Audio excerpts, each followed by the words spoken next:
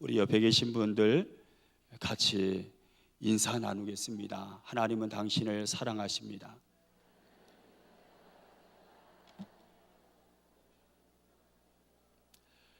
지금 우리는 어느 때보다 십자가를 깊이 묵상하는 사순절 기간을 보내고 있습니다. 그리고 다음 주일은 종료주일이고, 다음 주간은 예수님께서 우리의 죄를 구속하시기 위해 십자가를 지신 고난주간입니다.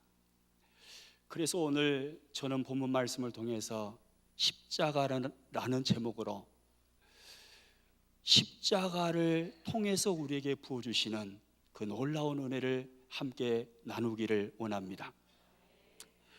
미국 LA의 한 전시장에는 중세시대 스페인에서 가톨릭 교회가 바르게 예수님을 믿기를 소망했던 개신교 신자들을 끌고 가서 고문했던 고문 도구들이 진열되어 있습니다. 침침한 불빛이 비치는 전시장 안에 진열된 고문 도구들은 한결같이 소름 끼치는 것들 뿐입니다.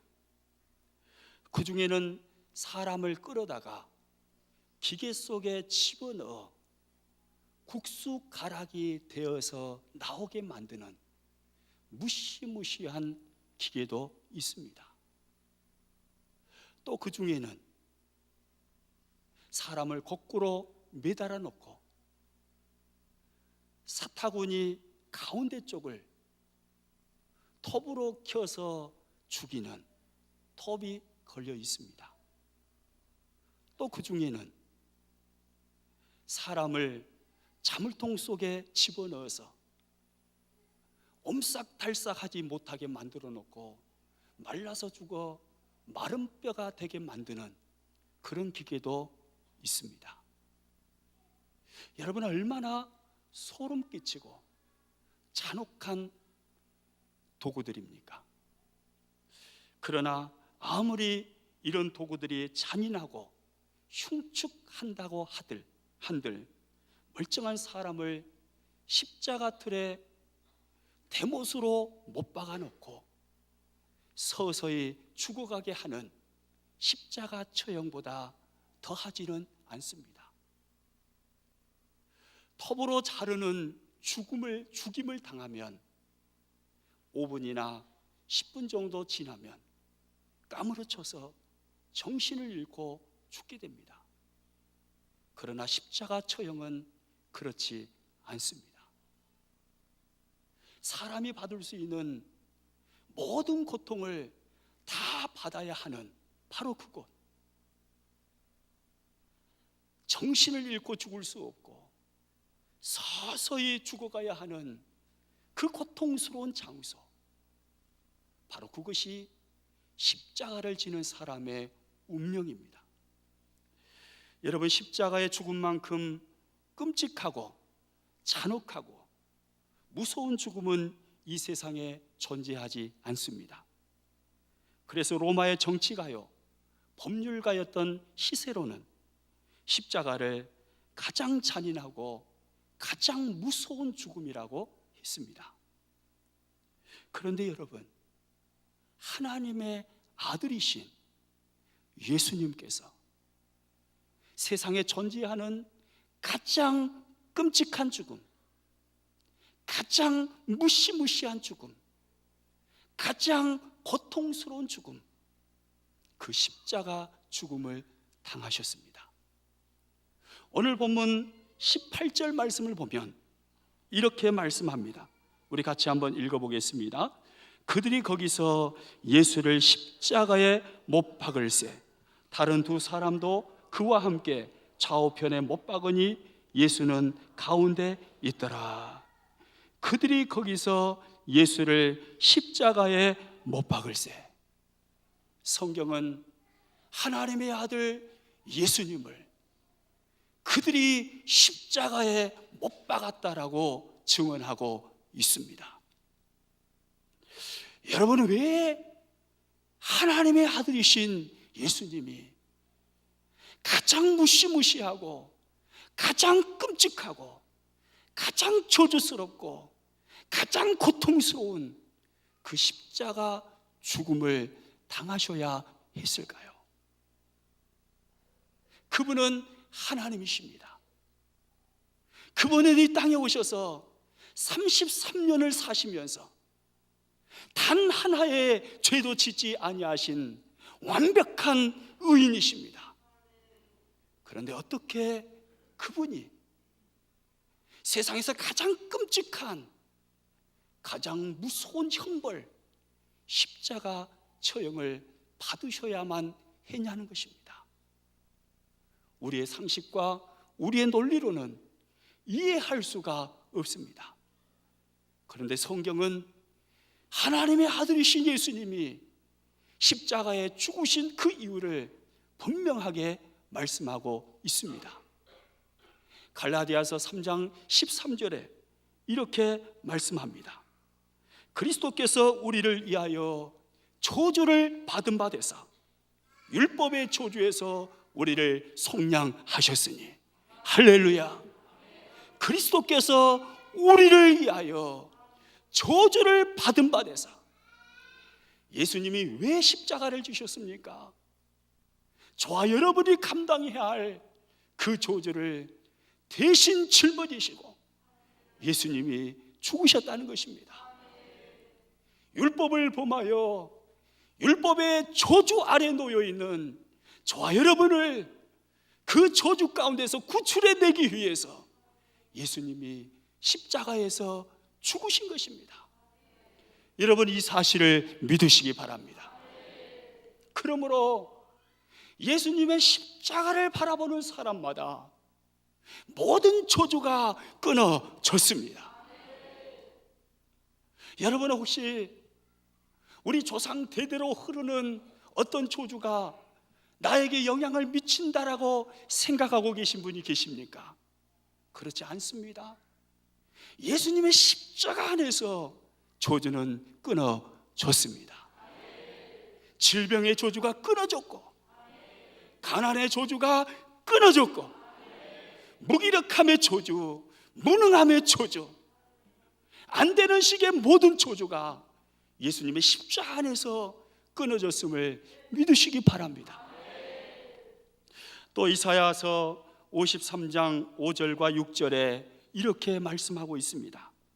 그가 찔림은 우리의 허물 때문이요, 그가 상함은 우리의 죄악 때문이라. 그가 징계를 받음으로 우리가 평화를 누리고 그가 채찍에 맞음으로 우리가 나음을 입었도다. 우리는 다 양 같아서 각기 제 길로 갔거늘 여호와께서는 우리 모두의 죄악을 그에게 담당시키셨도다. 여호와께서는 우리의 모든 죄악을 그에게 담당시키셨도다. 여러분, 왜 예수님이 십자가에 죽으셨나요?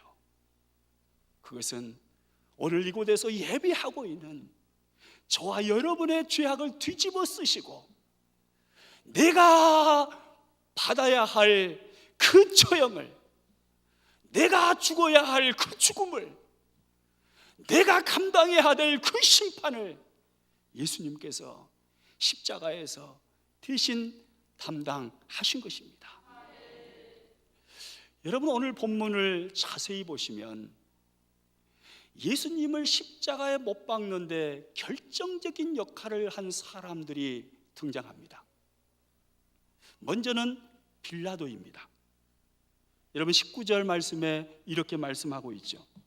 빌라도가 패를 써서 십자가 위에 붙이니 빌라도가 나옵니다. 빌라도는 법정에 4번이나 들락거리면서 여러 번 반복한 말이 있습니다. 나는 예수에게서 아무 죄도 찾지 못하였노라. 나는 예수에게서 아무 죄도 찾지 못하였노라. 빌라도가 예수님을 아무리 신문해 보아도 죄악을 찾을 수가 없었던 것입니다. 여러분, 그렇다면 재판석에서 재판하는 그가 당연히 예수님을 석방해야 되지 않습니까?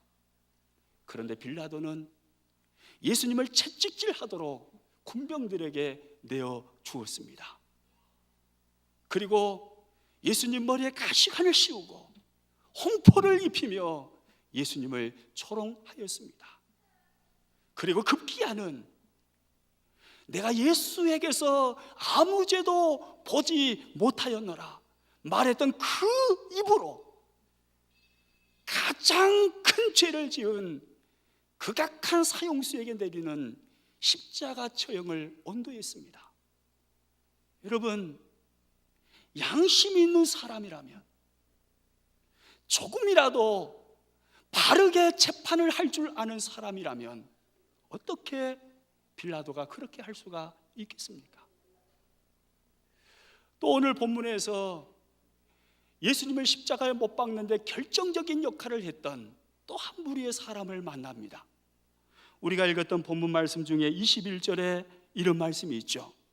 유대인의 누가요? 대제사장들이 빌라도에게 이르되, 유대인의 대제사장들이, 이 사람들이 나옵니다. 유대인의 대제사장들은 예수님을 붙잡았습니다. 예수님께 무슨 죄가 있어서 붙잡은 것이 아닙니다. 일단 붙잡아 놓은 것입니다. 그리고 밤새도록 예수님께서 어떤 죄를 찾을 수 있는지 그들은 난리법석을 떨었습니다. 그리고 마침내 그들이 내세운 제목이 행악자라는 제목이었습니다. 여러분, 행악자가 무슨 말입니까? 말 그대로 악을 행한 자입니다.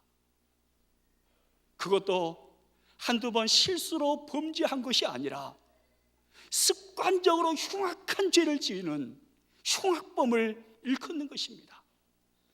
여러분, 예수님께 어울리지 않는 이 같은 말이 세상에 어디에 있겠습니까? 완벽한 의를 살았던 그분. 그런데 대제사장들은 예수님을 흉악자라고 제목을 붙여놓고 십자가 처형을 하게 했습니다. 저는 성경을 처음에 읽을 때요, 빌라도와 그리고 본문에 나오는 유대인의 대제사장들을 이 선악구석이라고는 하나도 찾아볼 수 없는 그 사람들을 향해서 손가락질을 했습니다. 어떻게 이런 사람들이 있을 수 있는가? 이렇게 악하고 못된 사람들이 세상에 또 있을 수 있을까? 그런데요, 성경을 한 번 읽고 두 번 읽고 또 읽고 또 읽고 여러 번 읽다 보니 빌라도와 대제사장을 향해서 손가락질했던 그 손가락이 어느 순간에 나를 향하고 있는 것을 발견했습니다. 왜일까요? 나의 예수님을 알지 못하였던 그때 그 모습이 빌라도와 대제사장과 전혀 다를 바가 없었다는 것을 깨달았기 때문입니다. 우리는 빌라도와 대제사장을 보면서 예수님을 알기 전에 우리의 모습을 보게 되는 것입니다. 모든 사람이 죄를 범하였음에 하나님의 영광에 이르지 못하더니 모든 사람이 죄를 범하였는데 내가 바로 그 죄인이고 내가 바로 빌라도와 저 대제사장과 같은 선악구석이라고는 하나도 찾을 수 없는 죄인된 사람이구나, 이것을 보게 되는 것입니다. 그런데 하나님은 뭐라고 말씀합니까? 여호와께서는 우리 모두의 죄악을 그에게 담당시키셨도다. 이것이 이해할 수 없는 하나님의 은혜요, 하나님의 사랑입니다. 우리는 각기 양 같아서 각기 제 길로 갔거늘 여호와께서는 우리 모두의 죄악을 그에게 담당시키셨도다. 예수님이 십자가 지신 것은 나 때문입니다. 왜 예수님이 십자가에 죽으셔야 했습니까? 이해할 수 없는 그 사랑 때문이었습니다. 그래서요, 유진 피터슨 목사님은 예수님의 사랑에 대해서 말할 때 언크레더블 러브라고 표현을 했습니다. 이해할 수 없는 거짓말 같은 사랑이라는 것입니다.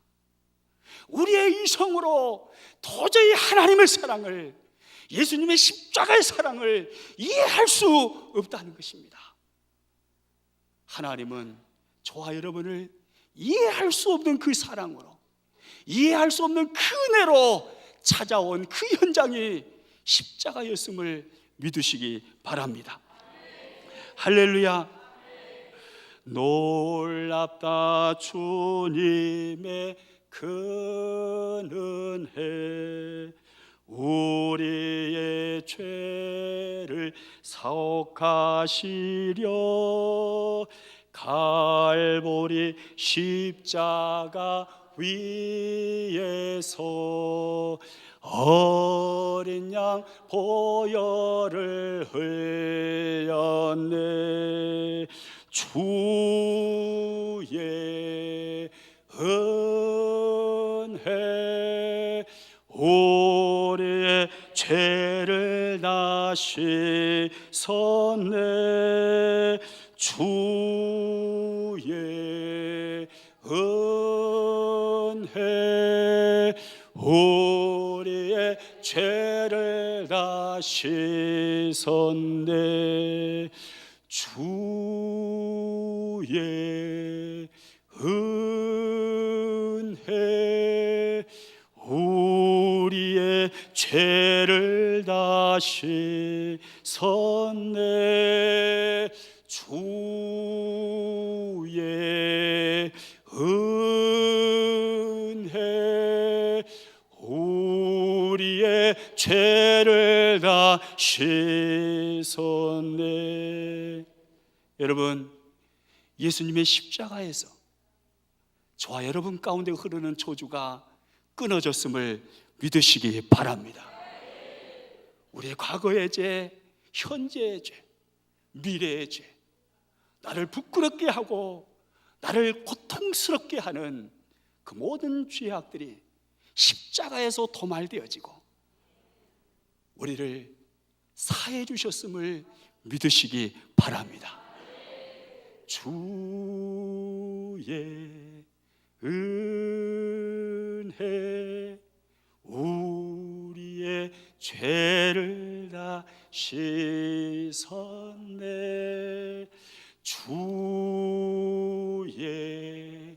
은혜 우리의 죄를 다 씻었네. 할렐루야.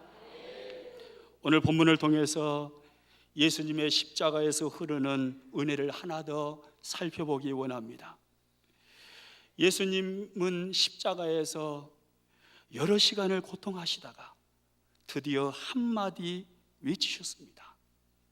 아니, 외치셨다라기보다는 들릴까 말까 한 소리로 신음처럼 내뱉으신 한마디가 있었습니다.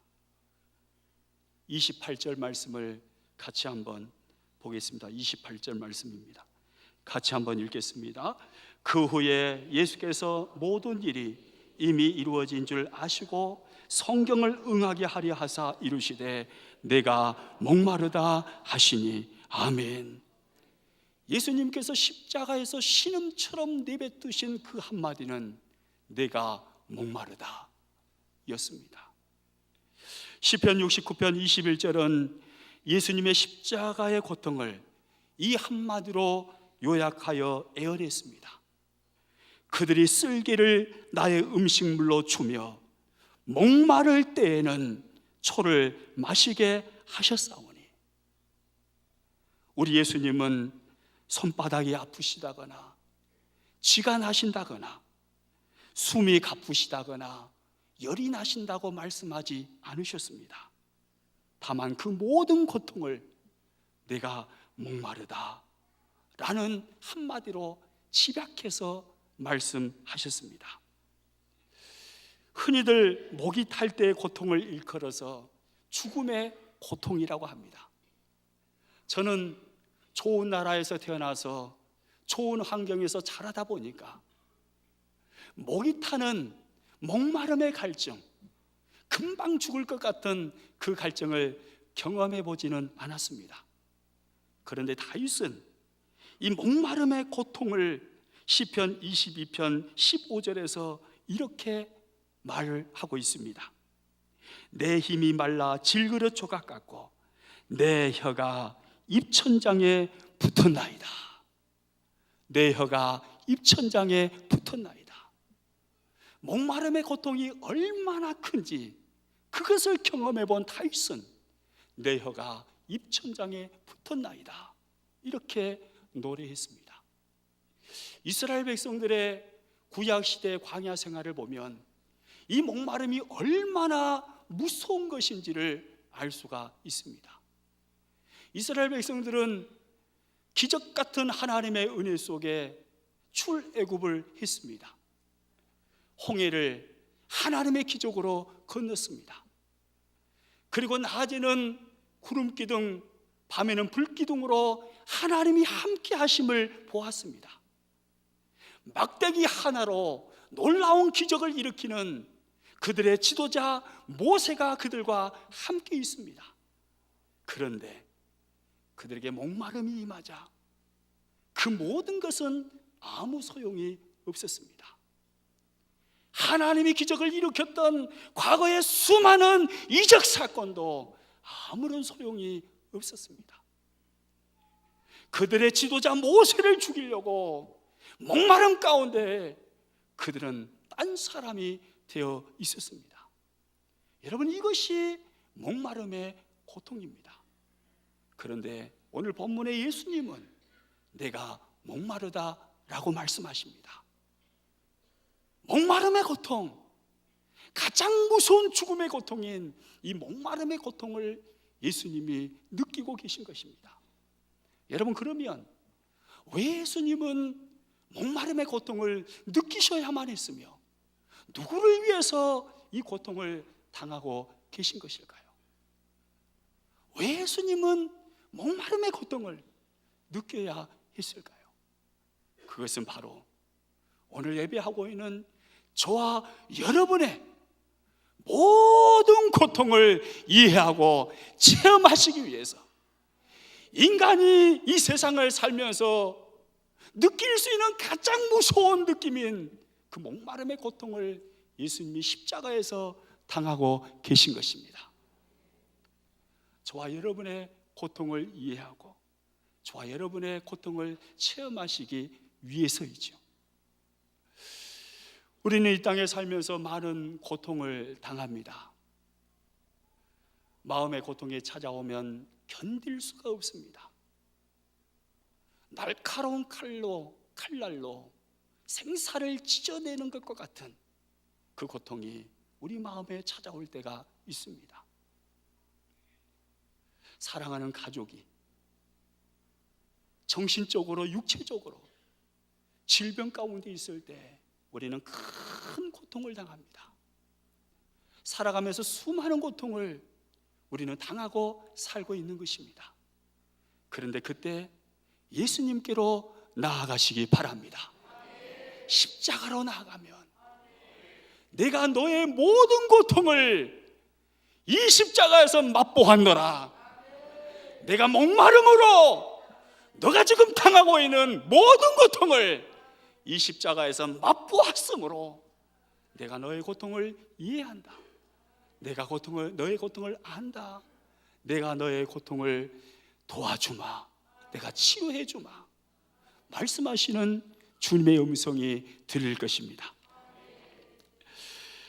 이탈리아 아시시의 성 프란시스가 자기 고향에 있을 때의 일입니다. 하루는 자기 집 하인이 우물에서 물을 길어 오는 모습을 지켜보고 있었습니다. 하인은 밭을 지나서 모퉁이에 있는 우물에 가서 물을 길어 왔습니다. 그런데 그는 물을 기를 때마다 한 가지 이상한 행동을 하는 것입니다. 그렇게 깊지 않은 우물에다 큰 물통을 내려 물을 가득히 담은 후 끌어올릴 때 항상 조그마한 나무 토막 하나를 그 물통 안에 던져 넣는 것이었습니다. 이를 신기하게 본 프란시스는 하인에게 그 이유를 물어보았습니다.